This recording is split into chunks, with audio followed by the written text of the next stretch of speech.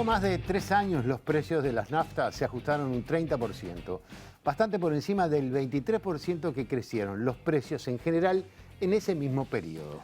Ahora, y según un nuevo esquema establecido por la Ley de Urgente Consideración, el gobierno aplica un nuevo mecanismo mensual de fijación de tarifas que acompasa las mismas en función del comportamiento del precio de paridad de importación. ¿De qué se trata este nuevo método de ajuste de precios en los combustibles y cómo es su relación con el mercado internacional? Además, ¿qué puede suceder con el precio del supergas y cuál es su incidencia en nuestros hogares? Hoy, en la letra chica, combustibles, ajuste en marcha.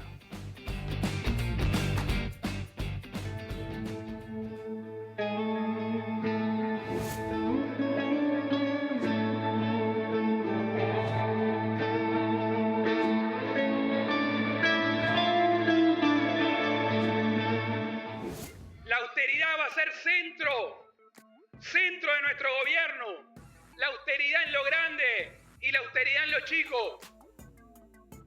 Queremos desterrar, y ya desde aquí le decimos, hoy 30 de marzo, a todos los que quieran debatir y discutir, si gana el Partido Nacional, se terminó el aumento de impuestos, de la tarifa y los combustibles.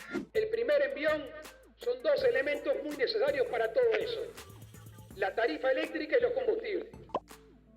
Nosotros vamos a hacer un esfuerzo grande para bajar la tarifa eléctrica y los combustibles. No se va a aumentar el precio de la nafta ni del gasoil en este momento. Entendemos que el país está atravesando momentos extraordinarios que requieren de respuestas de parte del gobierno también extraordinarias. A partir de la medianoche aumenta el precio de los combustibles. Esto se traduce en que las naftas tendrán un aumento del 7,1% de pesos por litro y por parte del gasoil el aumento es del 4,9%. Y hemos resuelto proceder a un ajuste del precio máximo de venta al público del 12%. El precio del barril del petróleo podría incidir en la actualización de las tarifas de combustible que se realiza actualmente. Esto a partir del nuevo mecanismo del precio de paridad de importación relevado por la Unidad Reguladora de Servicios de Energía y Agua. El último ajuste en el precio del combustible comenzó a regir el pasado 30 de junio, lo que significa un incremento en las tarifas por segundo mes consecutivo, luego de haber postergado el ajuste durante 2 meses a pedido del presidente Luis Lacalle Pou. Y bueno, si uno mira la variación del crudo, diría que la tendencia es al alza. Lo que tenemos que acostumbrarnos, y creo que es lo que nos va a costar o nos cuesta todavía, es a saber que todos los meses el combustible va a subir o va a bajar. La UCEA lo que hace es transmitir una mirada mercadocéntrica de la actividad, mercantilizar la actividad de los combustibles. Si nosotros todos los meses vamos a ajustar el combustible por las oscilaciones en el mercado del crudo, eso va a generar inestabilidad en el mercado. No solo inestabilidad en el combustible. Lo que estoy planteando es atender las necesidades de ANCAP, que son reales, medibles y publicadas por ANCAP mismo, pero esas necesidades de ANCAP no las tiene por qué pagar irremediablemente la población. Yo me resisto a plantear el tema como una dicotomía en el cual a ver a quién perjudicamos, si a ANCAP o a la población.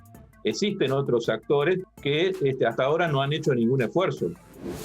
El director de la Oficina de Planeamiento y Presupuesto, Isaac Alfie, dijo el sábado en su rayado que el Poder Ejecutivo analiza la posibilidad de reducir el subsidio general al supergas para focalizarlo en las familias de menores ingresos.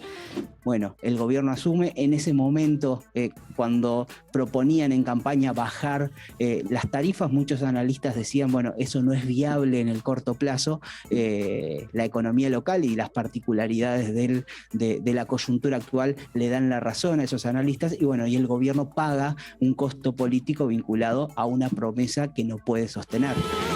Pagar y pagar y pagar y pagar y pagar.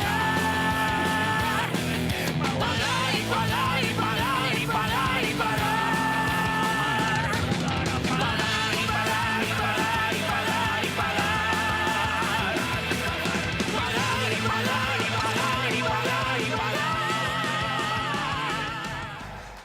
Buenas noches, bienvenidos a una nueva propuesta de la Electrochica. Diego, buenas noches. ¿Cómo andas, Ricardo? Buenas Muy noches. Bien, muy bien, por suerte. Feliz cumpleaños ayer. Bueno, muchas gracias. Quería destacarlo. Muchas gracias. No hubo regalos, pero bueno, no importa. Bueno, digo, supongo que hay tiempo para que llegue. El final del programa vas a ver. Bien, a inicios de junio hubo un aumento promedio del 12% en los combustibles y luego en julio se ajustó un 0,5% las naftas y un 0,9% el gasoil. Este lunes la URSEA publicó su informe sobre la variación del precio de paridad de importación entre el 16 de junio y el 15 de julio y mostró una variación positiva, por lo que se recomienda una suba de los precios al público desde agosto. Como nos preguntamos al comienzo del programa, ¿de qué se trata esta nueva forma de fijar los precios de los combustibles en nuestro país, este ajuste mensual? ¿Y qué es esta herramienta tan mencionada como el precio de paridad de importación? Para empezar a sacarnos algunas dudas, invitamos al economista Gabriel Odone, socio de CPA Ferrer y docente de la Universidad de la República. Gabriel, bienvenido, muchas gracias. Muchas gracias por la invitación, un placer estar aquí. Gabriel, este nuevo método de fijación de tarifas tiene como referencia el precio de paridad de importación. ¿De qué se trata esta herramienta y cómo funciona su incidencia en las tarifas que después nos llegan a nosotros? Bueno, de lo que se trata es que a partir de la ley de urgente consideración y a partir de los decretos que reglamentan, el Poder Ejecutivo ahora va a tener la facultad, a través de lo que son el asesoramiento de la URSEA, de establecer un precio que va a poder modificarse cada 60 días, pero que el Poder Ejecutivo determinó que se va a modificar cada 30 días, o cada 30 días va a estar revisando la evolución de algunas variables relevantes de este precio para importación, que esencialmente está compuesto por el costo del petróleo, digamos, y por otro lado de la evolución del tipo de cambio. Esos son los dos componentes, porque la idea es que ese precio para importación lo que hace es poner el precio en la puerta de la planta de la refinación, de tal manera que lo que estaría simulando ese precio para importación es si alguien quisiera importar el petróleo, el combustible refinado de otro mercado, ¿cuánto costaría? Entonces, al poder simular ese precio, la idea es que el precio que está puesto en la puerta de la refinería, que es donde terminó de procesarse el petróleo y por tanto convertirlo en combustible, ahí aparece un precio único y a partir del cual se genera un conjunto de costos que tienen que ver con la distribución y los fenómenos de venta minorista. Es como si tuviera un competidor ANCAP, o sea, como si tuviera una competencia en la importación, cosa que no existe. En general, en los mercados, este es un típico mercado donde la escala mínima eficiente, digamos, de la operación es muy chica en relación, es muy grande en relación a la demanda que hay. En ese tipo de mercados suele haber concentración, suele haber una organización del mercado en el cual o hay pocos jugadores o hay un único jugador. Entonces, la idea de este tipo de regulaciones es que hay un agente externo, que es un regulador, que supuestamente vela por el interés general, que establece un precio que lo que hace es simular como si hubiera varios concurrentes. Por lo tanto, ese jugador tiene que ser alguien que vele por el interés general, que tenga buena información y que esté en condiciones de fijar un precio que se parezca a eso. Eso es la URSEA. Eso debería ser el rol de la URSEA. De hecho, el rol de del regulador precisamente es ese. Uno de los problemas que hemos tenido en Uruguay desde que las unidades reguladoras fueron creadas es que precisamente las capacidades técnicas o los recursos que han estado a disposición de estas reguladoras y por otro lado los cometidos que le han sido efectivamente dados, nunca estuvieron a un nivel suficiente como para convertirse en un regulador independiente, como puede ser, por ejemplo, un Banco Central. El Banco Central de Uruguay es una entidad que lo que hace es que regula las actividades financieras que tienen lugar de una manera independiente. Depende del Poder Ejecutivo, pero tiene un nivel de independencia, sobre todo la superintendencia de bancos, muy grande. La idea es que las reguladoras ahora, como fueron concebidas en el origen, sobre todo a partir de lo que algunas de los mecanismos que la ley de urgente consideración establecen, van a jugar un rol de este tipo, ser asesores y tener un rol de independencia y regulación para fijar precios, en este caso como si hubieran competidores en el mercado, ¿no? Ahora, una duda que me surge es, todo esto es como si hubiera competidores en el mercado, pero no hay competidores en el mercado. ¿Cuál es la necesidad entonces de regularlo de esta manera? Bueno, esa es una muy buena pregunta. La discusión es para qué y por qué cosas de este tipo. La primera cuestión es que efectivamente los precios de los combustibles en Uruguay, cuando uno los mira en términos comparados en la región, son caros, son elevados. Uno lo compara tanto el gasoil como la nafta, no el supergas, por supuesto, el gas licuado, donde hay un subsidio importante, tanto con Chile, con Brasil como en Argentina, oscila a lo largo del tiempo, pero en este momento tenemos niveles, en el caso de en el caso del gasoil, tenemos niveles de precios superiores al 16-17% con estos mercados, en el caso de las naftas, incluso de la nafta super, un poco más. Entonces, la idea es que, la hipótesis que hay detrás es que por alguna razón el proceso de formación de precio en Uruguay tiene alojados un conjunto de ineficiencias internas o un conjunto de problemas en el proceso que hace que los precios terminen siendo más caros. Y mecanismos de este tipo, que están acompañados de otro conjunto de factores, deberían conducir a que los precios estén más alineados a precios internacionales. Obviamente nunca los precios pueden ser iguales porque hay muchos factores que hacen que los precios sean distintos entre mercados, pero lo que sí es claro es que la evidencia de los últimos años sugiere que para los combustibles como productivos, como es el gasoil, y para las naftas, los precios en Uruguay son comparativamente caros. En el caso de la nafta es evidente que el peso de los impuestos es lo relevante. El IMESI tiene un peso extraordinariamente alto en la conformación final del precio del combustible. En el caso del gasoil esto no es tan así. En realidad el precio del gasoil, cuando uno lo mira sin impuestos, se parece bastante más al precio que hay en la región. Ahí hay otro tipo de problemas que tienen que ver con el proceso de producción que está asociado a las naftas y al gasoil. Pero la razón por la cual hay detrás de esto la hipótesis de generar una suerte de competencia, un precio que de alguna manera fluctúe y que muestre más o menos la evolución de los fundamentos y de los costos de producción, tiene que ver con esto, de sacar a los precios de los combustibles un componente que en Uruguay es muy relevante y que tiene que ver con esto de por qué ahora suben y bajan, que es un componente político en el sentido de que forma parte de la política pública.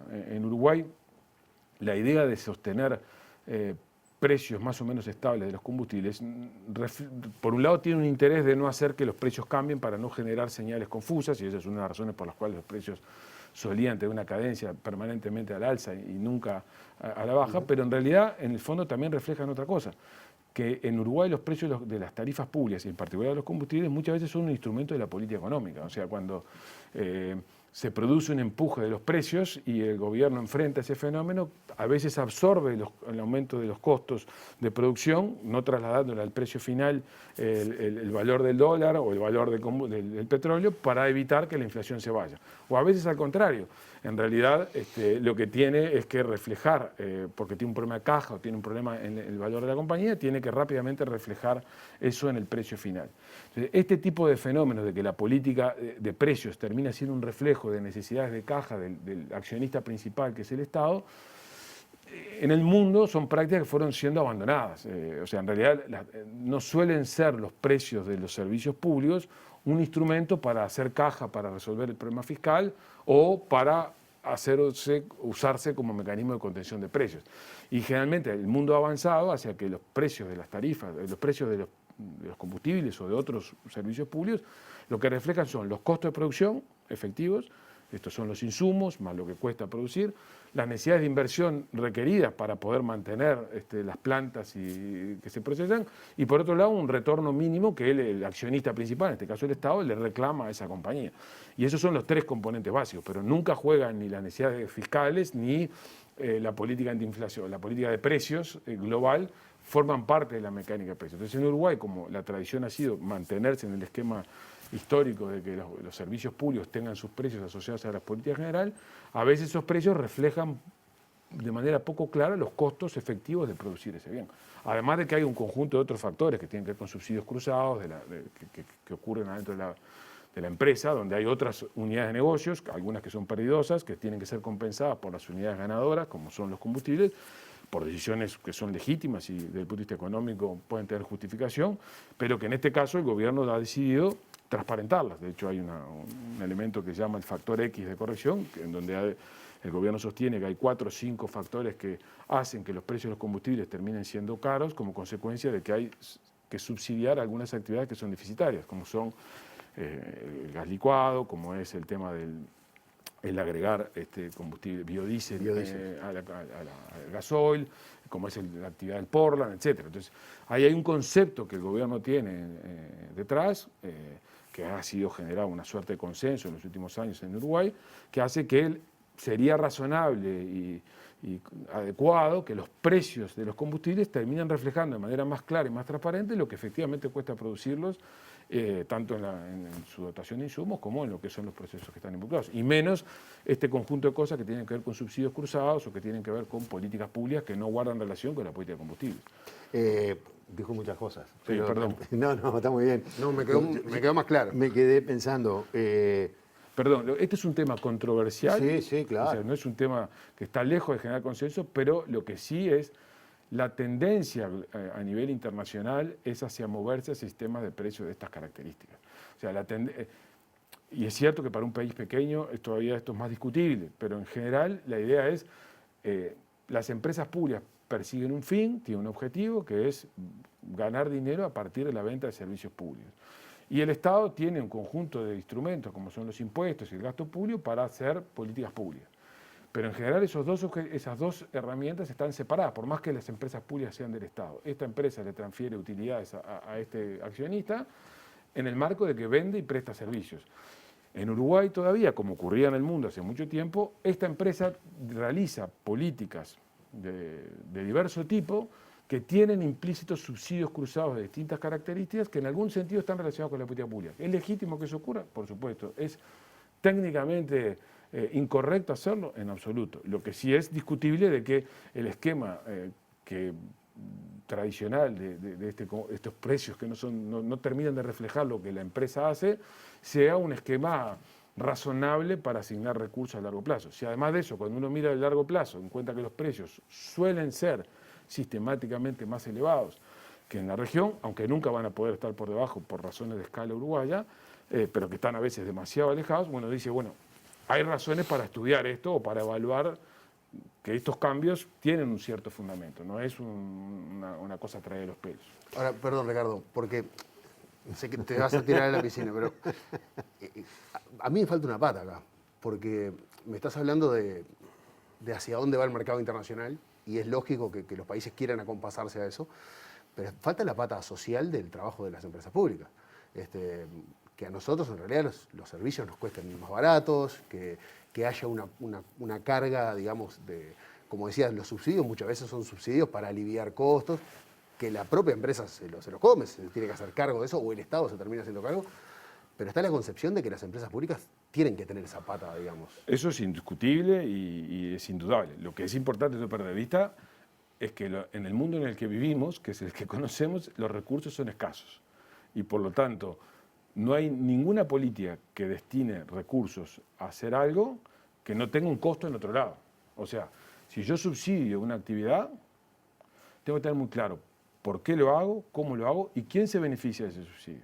Eso quiere decir que los subsidios tienen que ser explícitos y muy bien documentados, porque el riesgo que uno incurre cuando tiene subsidios implícitos, como hay en muchas actividades en el mundo, pero que en Uruguay son frecuentes, y en los procesos, en algunos de los procesos en que las empresas públicas están involucradas, hay muchos subsidios implícitos cuyos costos no son conocidos. Y por lo tanto, ¿quién es el destinatario final de ese beneficio? Y por lo tanto, ¿quién hace la evaluación de si es justo o no es justo, si el fin social tiene sentido o no tiene sentido? Está indeterminado. Por ejemplo, en el caso concreto del GLP, que es una discusión bien relevante tener en cuenta, es verdad que el 90% de las familias en Uruguay utilizan el GLP para cocinar y aproximadamente el 27% de los hogares de Uruguay utilizan el GLP para calefaccionarse. Ahora, el GLP en Uruguay tiene un subsidio muy importante. Digamos, como todos sabemos, el precio al que accede hoy una persona a una garrafa de 13 kilos está muy por debajo de lo que es el costo de paridad de importación, el precio de paridad de importación. Eso supone que hay alguien que está... En otro lado que está alguien que está absorbiendo eso. ¿Dónde está absorbiendo eso? En parte, pero en buena medida, en el costo de los precios de los combustibles líquidos, donde el precio de la nafta y el precio del gasoil son caros. O sea que eso se paga. Ahora, la pregunta es, ¿quién se beneficia por ese GLP barato? Bueno, mucha gente. La pregunta es, ¿toda esa gente, desde el punto de vista de la equidad y desde el punto de vista de la justicia, es la que debería beneficiarse por ese subsidio? Porque si yo mañana voy a comprar una garrafa de 13 kilos, la pago con el subsidio implícito. Y yo no soy una persona que debería ser sujeta de una política pública destinada a un subsidio. ¿Por qué? Porque mi nivel de ingreso, mi nivel de renta, me deberían hacer pasible de estar fuera de eso, incluso de pagar más impuestos.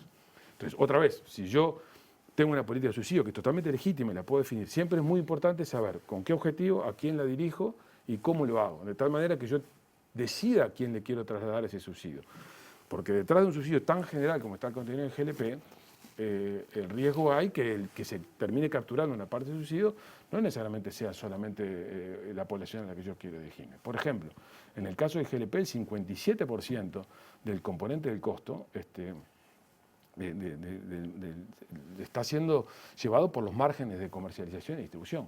En esos márgenes de comercialización y distribución no está solamente ANCAP, hay empresas privadas. La pregunta es, ¿hay una evaluación efectiva desde el punto de vista económico para saber cuál es el efecto redistributivo que yo tengo al final del día cuando computo a todos los jugadores de ese subsidio que estoy dando por el lado de los combustibles? No está, que yo lo conozca, no está. Y por tanto eso es un problema, porque en realidad si yo estoy haciendo un subsidio y creo que estoy haciendo un bien general, pero en realidad no necesariamente lo está apropiando a la gente que yo quiero, entonces, la impresión que yo tengo es que revisar todo esto está bien. ¿Cómo lo hacemos y de qué manera lo hacemos y cuáles son las decisiones finales que se tomamos? Eso depende de la política, de cuáles son los objetivos de la política, que quien está a cargo de eso es el Poder Ejecutivo. Uno puede estar de acuerdo o en desacuerdo. Pero lo que deberíamos permitirnos, todos nosotros, es abrir la cabeza para discutir esto, porque el sistema actual de pricing de los combustibles no está bien. Está lleno de cosas raras. No raras porque sean ocultas o porque sean problemáticas, pero de cosas que son así porque siempre fueron así. Y no necesariamente que hayan siempre sido así, está bien. Por ejemplo, tengamos presente solamente esto.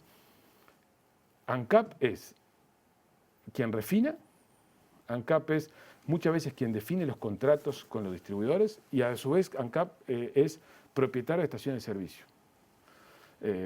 Y ANCAP, en el fondo, en la vida de los hechos hasta ahora, ha sido una suerte de regulador. Bueno, lo lógico en el mundo es que hay una empresa, un poder ejecutivo que fija objetivos de política y dice hacia dónde van las políticas públicas.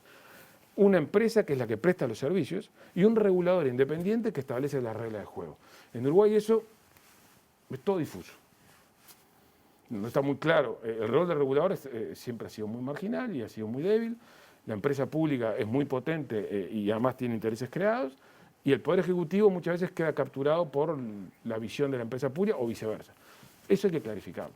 Pues yo me quedé pensando, porque sobre el tema del gasoil, del supergas, hace mucho tiempo que hay como toda una preocupación, porque en realidad hay márgenes muy grandes de ganancia a partir de que el gasoil sale de la planta de ANCAP y que llega al consumidor, más allá de los subsidios que tiene. O sea, como que hay una cosa muy grande allí atrás de la distribución. Acá hay 4 distribuidores y acá hay 2 envasadores. Pero una de las plantas de envasada, que es de Gasur, su propiedad es de ANCAP y de algunas empresas distribuidoras. Por lo tanto, en el caso de GLP lo que tenemos es una planta que es de ANCAP, pero que, digamos, que es explotada por privados, pero que a su vez el envasado es propiedad de una empresa donde convergen diversos agentes, entre está ANCAP y está lo otro, y a su vez, después en la distribución, ANCAP compite vía Duxa. Otra vez, es un gran entuerto. Ahí otra vez, el rol de la empresa pública es accionista, compite en un mercado. Al final del día, los contratos que celebra cada uno de estos jugadores entre sí, ¿qué establecen? Ahí hay subsidios de todas características, cómo están establecidos, cuáles son los precios, por qué se llegan a esos márgenes. Todo eso forma parte de un debate que en aras de la eficiencia, en aras de observar menores precios para la producción uruguaya, debería ser revisado. ¿Que eso va a tener costos y consecuencias en aspectos de la naturaleza social? Seguramente. Entonces, lo que alguien tiene que mirar desde la lógica del interés general, que es la política pública, es decir, ¿qué costos estoy dispuesto a pagar? Porque esos subsidios no los quiero hacer, porque los estoy dirigiendo a sectores de ingresos que no se lo merecen, y que otras cosas sí, esto es vital. Esa es la discusión que es relevante. Por ejemplo, tú señalabas lo de la empresa pública, la producción de ANCAP de alcohol en el norte del país. Eso tiene un objetivo de desarrollo local y regional. Eso es discutible que tenga sentido, pero alguien podría decir, mira, estamos dispuestos a invertir tanto dinero con el propósito de una zona del territorio que tiene un conjunto de problemas, digamos, atenderlo. Eso es legítimo y es perfectamente válido desde el punto de vista económico. Lo que es importante es que lo explicitemos.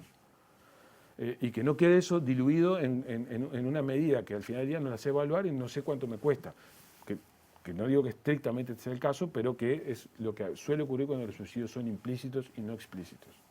Me quedé con una pila de preguntas, pero me voy a quedar con la última nomás. Porque la sensación que me da que toda esta situación le hace perder peso al equipo económico, porque si funcionan las unidades reguladoras, de alguna manera van a tener más influencia en algunos elementos que hasta ahora era política económica. No me suba el combustible, sí subime el combustible, como tú decías recién, para recaudar más o para que no, Pero yo no crezca la inflación. te lo diría al revés.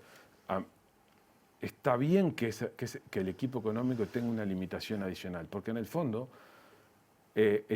poder echar de mano las tarifas cuando las cosas se complican termina siendo una solución muy fácil de arbitrar bajo ciertas circunstancias, que siempre te postergan las reformas importantes en los sectores en los que el Estado, que no son todos por cierto, pero que sí hay problemas de eficiencia.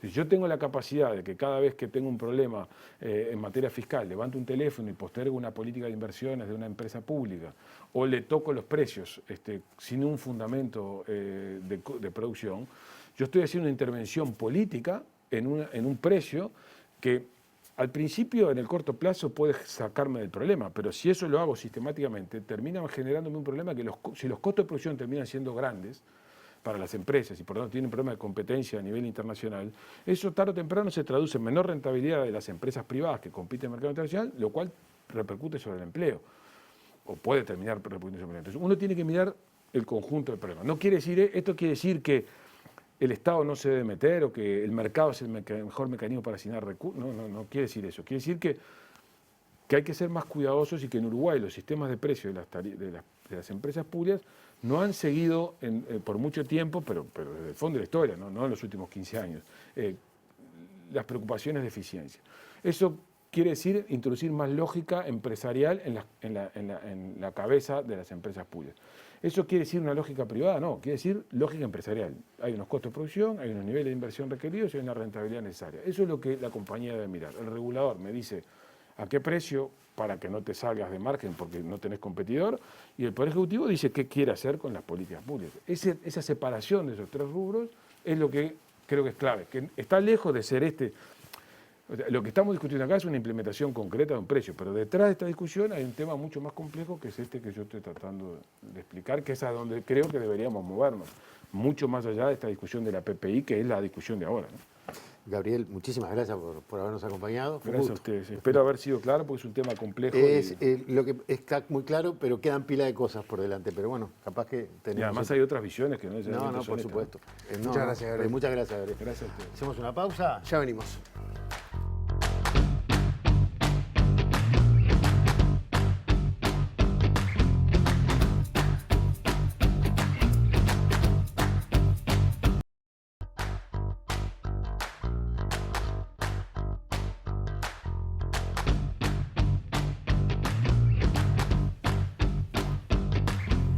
Bueno, Ricardo, hemos hablado mucho de la suba del precio de los combustibles, pero más allá de tener un auto, ¿no? Capaz que nos están mirando alguien que no tiene auto y dice, a mí que me importa el precio de los combustibles, queremos saber cómo incide esto en nuestra vida cotidiana. Bueno, para conversar sobre esto recibimos al economista e investigador del Instituto Cuesta Duarte, Bruno Giometti. Bruno, buenas noches, bienvenido.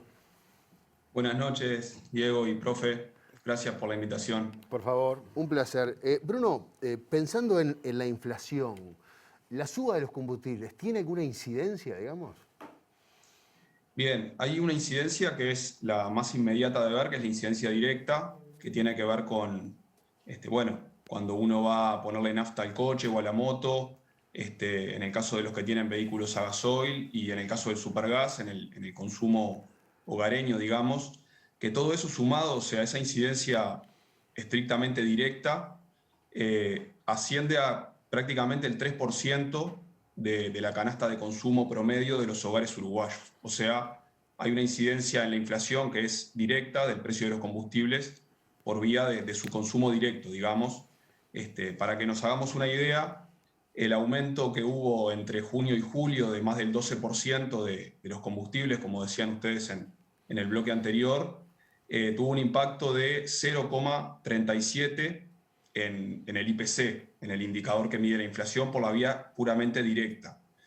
0,37 puede parecer un valor pequeño, pero para que nos hagamos una idea, la inflación normalmente en un mes tiene un porcentaje de 0,5 o 0,6, y solamente por vía del aumento de combustibles y por su incidencia directa en la canasta, eso implicó un aumento entre junio y julio de 0,37 puntos. Y después, obviamente, hay una incidencia indirecta que es más difícil de medir, si se quiere, y que es más rezagada en el tiempo, ¿sí? Que tiene que ver con todos los costos de distribución y de producción que se incrementan a través del aumento de los combustibles y que luego tienen impacto en los distintos bienes y servicios que consumimos, ¿no? El caso más, capaz que más fácil de ver es el caso de los boletos de transporte, que cuando sube el gasoil, tarde o temprano tienden a ajustarse por vía del impacto que tienen los combustibles en los costos de transporte de pasajeros, digamos.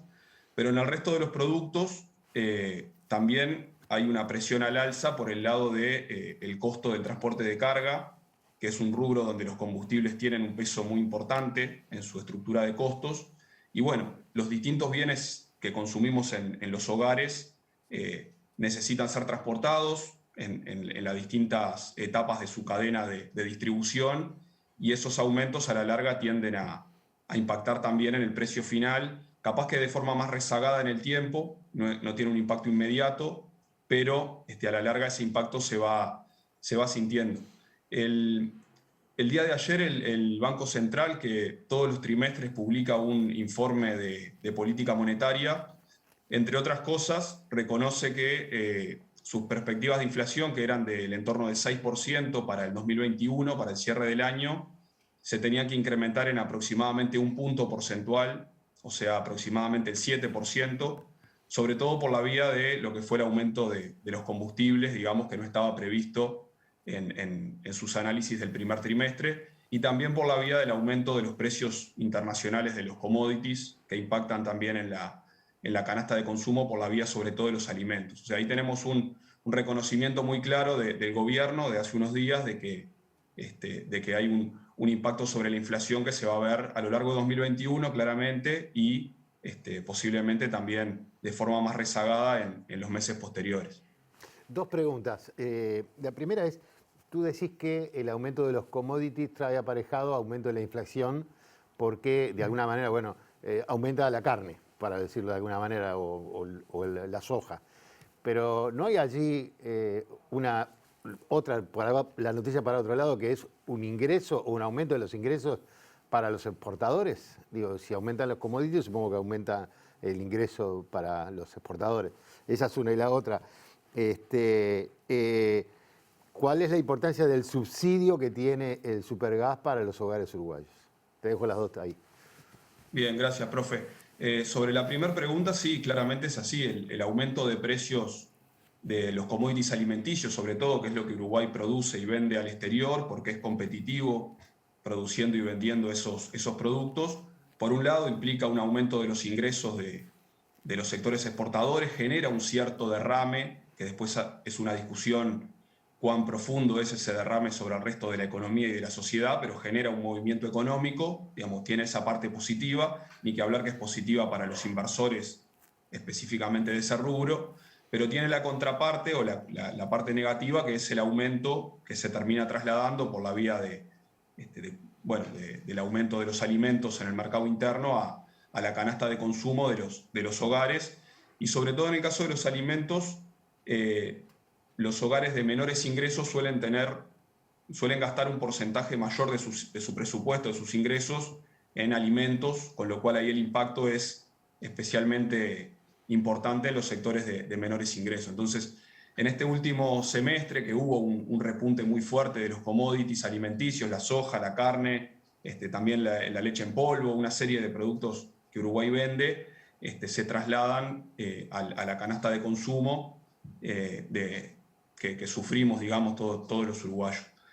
Y con respecto al tema del supergas, nosotros un poco la opinión que tenemos es que si bien compartimos lo que decía Odone en el bloque anterior, de que hay que transparentar y que la sociedad conozca, digamos, el el conjunto de las estructuras de costos y de subsidios que se producen entre los distintos productos que hacen las empresas públicas, en particular los combustibles. Es bastante claro que el supergas, si bien es cierto que hay personas de altos ingresos que consumen supergas, como también hay personas de altos ingresos que consumen productos de la canasta básica de alimenticia, por ejemplo, que tienen un IVA más bajo, ¿no? No es menos cierto que es un producto que mayormente, o en términos relativos, lo consumen en mayor medida los hogares de ingresos más bajos. En el caso del supergas es muy claro. En el día de ayer, en el informativo, el colega Germán de Agosto mostraba unos gráficos que tenían que ver con cuánto del gasto total en supergas, digamos, de la sociedad uruguaya, se tenía que ver con cada quintil de ingresos, y más o menos lo que gasta el primer quintil de ingresos, o sea, el 20% más pobre de los hogares, y lo que gasta el último, está bastante parejo, lo que quiere decir que en términos del presupuesto de cada uno de esos hogares, es mucho más lo que, digamos, le impacta el supergas, mucho más lo que gasta en este rubro un hogar del 20% más pobre que un hogar del 20% más rico. Entonces no parecería lógico empezar a discutir, digamos, el tema de qué subsidios como sociedad queremos poner sobre la mesa y eventualmente retirar por un producto que es de consumo sobre todo popular, ¿no? Quizá, y es algo que está bastante poco discutido en la sociedad, lamentablemente, hay subsidios que reciben, en distintos formatos que reciben los hogares de mayores ingresos, que a veces se discuten mucho menos y que habría que ponerlos sobre la mesa, por ejemplo, lo que tiene que ver con exoneraciones impositivas, que en definitiva termina pagando toda la sociedad en su conjunto, y que van, en algunos casos, a sectores que son los más pudientes de la sociedad. Por citar solamente un ejemplo, el impuesto al patrimonio, que es un impuesto que pagan evidentemente solo los que tienen patrimonio muy altos, y que es un impuesto que tiene un nivel de exoneraciones muy elevado. Y eso es bastante poco conocido, se debate poco a nivel de la sociedad, y creemos que, bueno, si se quiere evitar que los subsidios que pagamos entre todos vayan a sectores que tienen piscina y ese tipo de cosas que se han dicho, bueno, habría que ver qué pasa con el impuesto al patrimonio y con otras transferencias que no se conocen tanto y que benefician a los ricos mucho más, digamos, que el subsidio del supergas. Bruno, te hago la última.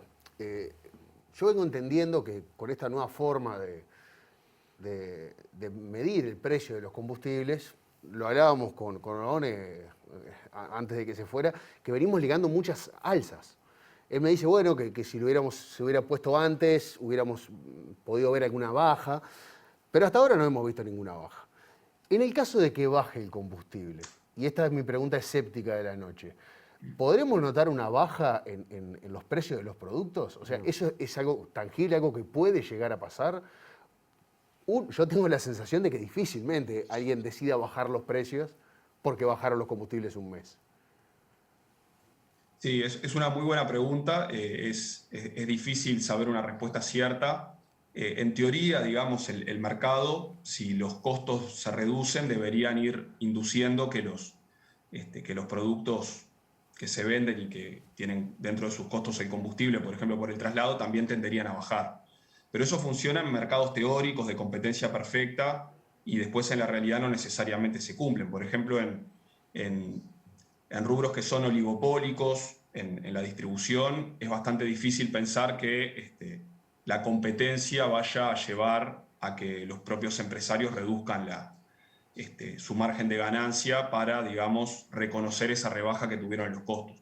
Yo creo que por las características que tiene, digamos, la estructura de producción y distribución de bienes básicos en Uruguay, sería bastante difícil que se traslade de la misma forma que se traslada al alza, que una baja de los combustibles se traslade a la baja. Ojalá que sí, pero realmente es bastante difícil, habrá que esperar y ver, porque bueno, es esperable que en algún momento los combustibles a nivel internacional se reduzca el petróleo y eso genere, esperemos, una rebaja del precio de los combustibles. El tema es que, por cómo está planteada la situación, esos aumentos serían casi aumentos o disminución del costo mensual. O sea, que entraríamos en una cadena donde, pongamos un ejemplo que no necesariamente tiene que pasar, pero que bueno, que el taxi baja el valor de la bajada de bandera, por ejemplo. La baja este mes porque bajó el gasoil, pero el mes siguiente la tiene que andar subiendo porque subió el gasoil. O sea, sería una cosa media rara, por lo menos. Sí, totalmente. Sí. Si bien desde el punto de vista teórico, ¿no? de los libros de economía, lo más razonable es que los precios se vayan ajustando permanentemente de acuerdo a los costos, la realidad muestra que eso generaría una inestabilidad bastante grande en las decisiones de inversión de los propios empresarios, generaría una incertidumbre importante en muchos mercados, porque uno estaría siempre esperando que va a cambiar casi que al otro día el precio de los combustibles, que es un factor de costo muy importante para un montón de rubros y, como estuvimos viendo, que termina llegando hasta la canasta de consumo de los hogares. Entonces, esa visión que capaz que desde el punto de vista de los manuales de economía parece lógica, de que los combustibles se vayan ajustando todos los meses, yo creo que puede terminar generando más problemas que los que solucionan. Bruno, te agradecemos muchísimo este contacto con nosotros esta noche, integrante del Instituto Cuesta Duarte. Seguiremos conversando sobre estos temas. Muchas gracias por eso. Bueno, muchas gracias por la invitación. Un abrazo. Que pasen muy bien. Ricardo, en el último bloque nos queda la pata del sindicato, de los trabajadores. ANCAP está sobre la mesa desde hace mucho tiempo y tienen su voz. Por eso vamos a recibir a Gerardo Rodríguez, presidente de la Federación ANCAP, en el último bloque de La Letra Chica.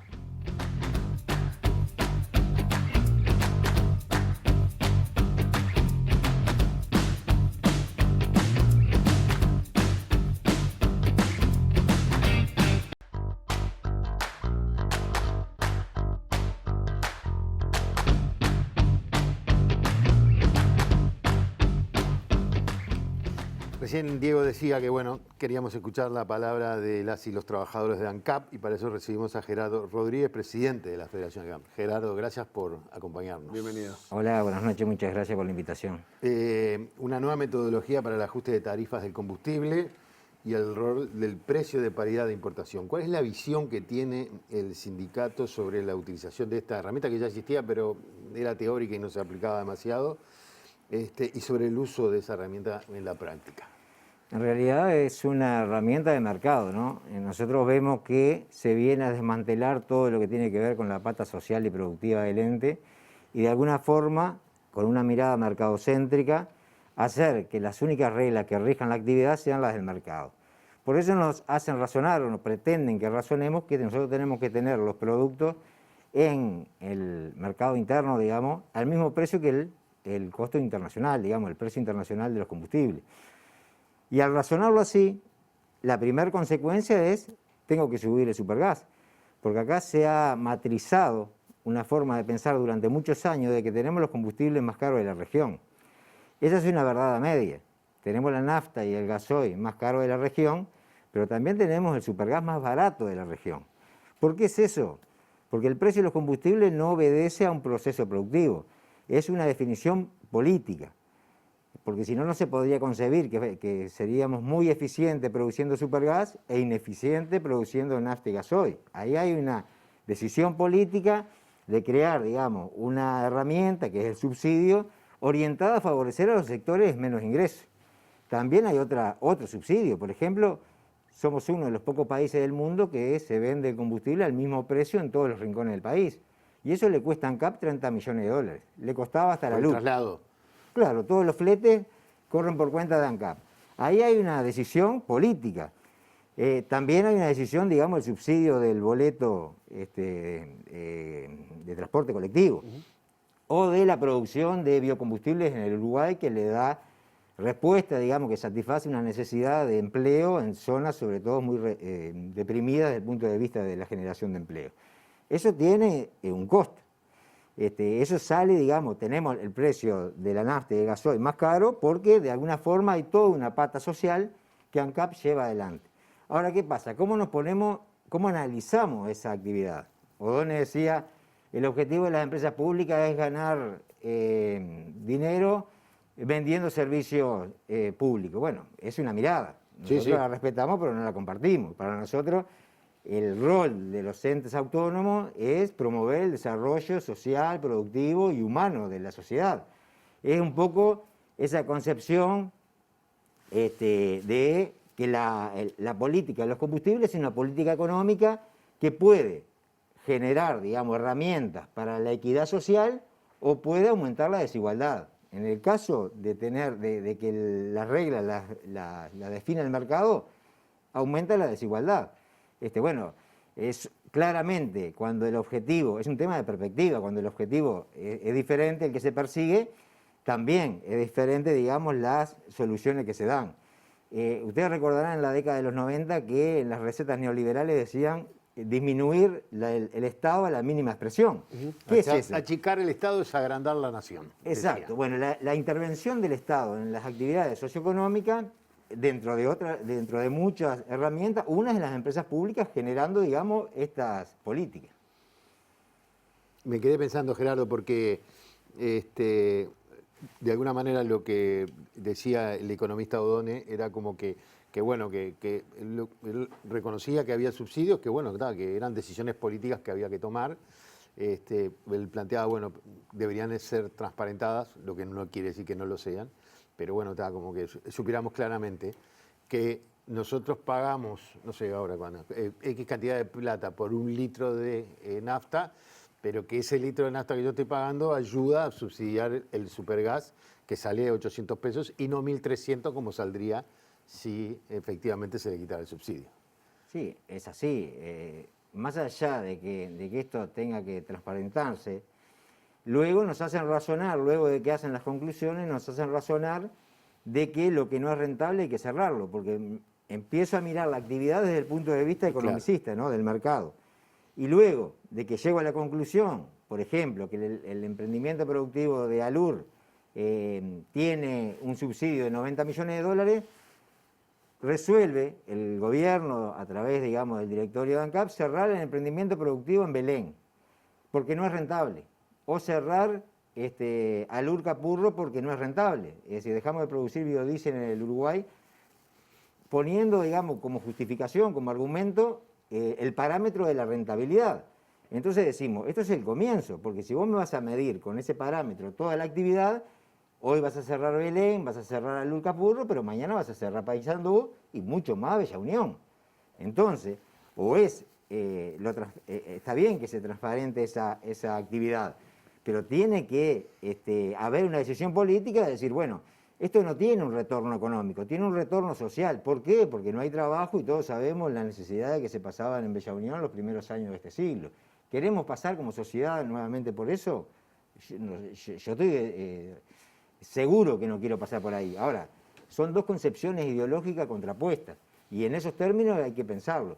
Lo de los PPI, disculpadme que cierre, digamos, ese concepto. No, por favor. Miren qué detalle. Es una herramienta de mercado, pero además es mal calculada, que no contiene, digamos, todos los aspectos de la estructura de costo de los combustibles. Y la prueba de esta es el directorio de ANCAP presentó un recurso administrativo a la URSEA denunciando esta situación de que están mal calculados. Odone decía que se definió una X de 2,97 pesos por litro para, digamos, contener en esa X todas las ineficiencias de ANCAP. Pero resulta que no están incorporadas los precios.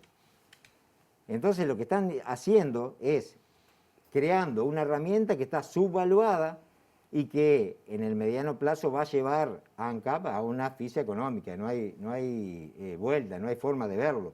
Esto indudablemente es una herramienta mala para ANCAP porque lo va a desembocar en una asfixia económica, y es una herramienta mala para todos los uruguayos y uruguayas porque vamos a terminar, digamos, desmontando todo lo que tiene que ver con el objetivo social del ente, transformándolo simplemente en una cáscara vacía.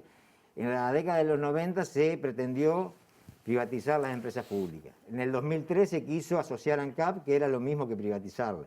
Ahora se busca el mismo objetivo a través de otros caminos. Se busca vaciar la esencia del ente, digamos, transformándolo por su lógica, en una empresa privada. Ahora, Gerardo, claramente estás en desacuerdo con esta nueva forma de de esta medición de precios, pero ¿no creen de los trabajadores necesaria una reforma en el mercado de combustibles? Básicamente para dejar de tener los combustibles tan caros. Según los trabajadores y las trabajadoras de ANCAP, ¿cuál es el camino a seguir? ¿Es el mismo por el que estamos ahora? ¿Hay cosas para mejorar en ANCAP? Bien, hay que partir, digamos, de premisas reales. El Uruguay nunca va a tener combustibles baratos porque no somos productores de petróleo. Muchas veces se nos compara con productores de la región, con Argentina, con Brasil, cuando la situación es radicalmente diferente. No podemos ponernos en igualdad de condiciones que Argentina y que Brasil. Pero además, tenemos los combustibles tienen una alta carga impositiva que de alguna forma sostienen todo el desarrollo, digamos, en salud, en vivienda, educación, seguridad social. Nos dicen que Paraguay tiene la nafta más barata y no es productor. Ahora, yo no quiero tener la realidad, la seguridad social que tiene Paraguay, ni la educación, ni la salud que tiene Paraguay. Indudablemente, ¿hay forma de cambiar? Sí, hay forma de cambiar. La forma de bajar los combustibles en el Uruguay, de hecho, la Federación ANCAP le solicitaba al gobierno que no aumentara el mes pasado los combustibles, es bajando los impuestos, IVA y MESI, que son impuestos altamente regresivos. Claro, es fácil decir bajar los impuestos, pero en un momento, digamos, de déficit fiscal, ¿cómo afrontar, digamos, esa pérdida, esa renuncia? Esa renuncia fiscal nosotros proponemos que los sectores que le va muy bien, porque en este país la inmensa mayoría está pasando mal. Hay 250.000 personas que se anotan a un llamado para ganar 12.000 pesos por mes. Hay 80.000 trabajadores en el seguro de paro, hay 50.000 personas comiendo en ollas populares, pero el 1% del Uruguay le está yendo muy bien. En el sector exportador, los primeros 5 meses del año, aumentaron las exportaciones en un 31%. Exportaciones de carne, de ganado en pie, de soja, de madera, de lácteos, de trigo, aumentaron significativamente. Además de aumentar, de acumular ganancias, de concentrar más riqueza, en el año 2020, miren qué dato, los depósitos de uruguayos en el exterior aumentaron en 4.000 millones de dólares. Es decir, acumulan más ganancias, más riqueza, la depositan en el exterior y además el gobierno, como si eso fuera poco, el gobierno toma la decisión, pero los uruguayos y las uruguayas subsidiamos las cosechas y la siembra de maíz, de arroz y de soja en 60 millones de dólares. A la ANCAP le costó 60 millones de dólares posponer el ajuste de tarifa para subsidiar la cosecha y la siembra de esos sectores. Bueno, está claro que gobiernan para los ricos. Mientras que eso sucede, la inmensa mayoría de los uruguayos se sigue empobreciendo. Mientras que eso sucede, las propuestas del gobierno para bajar los combustibles o para hacer el enunciado que van a bajarlo, porque en realidad la promesa aquella de que iban a bajar los combustibles, todos sabemos en qué terminó. Mientras algunos, el 1%, se llena de dinero, acumula cada vez más riqueza y lleva esos depósitos fuera del país, la inmensa mayoría de los uruguayos nos empobrecemos. Y bueno, y termina, digamos, con esta situación de proponer muy suelto de cuerpo sacar el subsidio al supergas, cuando hay mucha gente que lo único que puede calefaccionarse es con una garrafa. Y además se invisibiliza una situación. Se pone como argumento la gente que calefacciona las piscinas con supergas. Es ridículo el argumento, es tomarle el pelo a la gente, porque capaz que no fue el mejor, ¿no? Capaz que no fue el mejor. A mí lo que realmente me indigna es la gente que no tiene para pagar el gas, que va con una garrafita de 3 kilos a comprar 1 kilo, que le venden menos del kilo y que tiene que pagarla el doble de lo que cuesta el supergas de 13 kilos. Entonces el gobierno, yo quiero que se sensibilice con esa gente, que no hable de sacar el subsidio, que hable de tenemos que direccionarlo para que realmente esa gente que está muy pobre, que está pasando muy mal, tiene que verse beneficiada. Pero no poner, digamos, argumentos que la verdad que son bastante infelices, ¿no? Hace unos programas atrás, no me acuerdo cuánto hace, hablábamos sobre las sociedades de bienestar, ¿no? Y de alguna manera lo que vos planteás es que el rol para el sindicato, el rol de la empresa del Estado, ANCAP, tiene que ser un rol social, o sea, que contribuya a partir de sus ingresos, de su trabajo y su desarrollo, en el bienestar de mucha gente. Es un poco, para sintetizar en el sentido de decir, bueno, acá no se trata solamente, sí, está bien, capaz que habría que tener combustible más bajo, pero todo lo que se hace con ese precio de combustible tiene que saberse de alguna manera. En un sistema capitalista injusto y desigual, las empresas públicas tienen que estar generando políticas que aseguren equidad social, que le den sostén a aquellos lugares donde el mercado no llega. Indudablemente, la razón de ser de las empresas públicas es que en los lugares más alejados exista la electrificación rural, exista la comunicación, que llegan Antel con su tecnología. Que haya una estación de servicio. Exacto. Es decir, eso es realmente como concebimos el rol de las empresas públicas, de los entes autónomos y servicios descentralizados. Claro que hay otra mirada. Ahora, hay que contraponer ideas y en ese marco es la posibilidad que tenemos ahora con la discusión por el referéndum por la luz.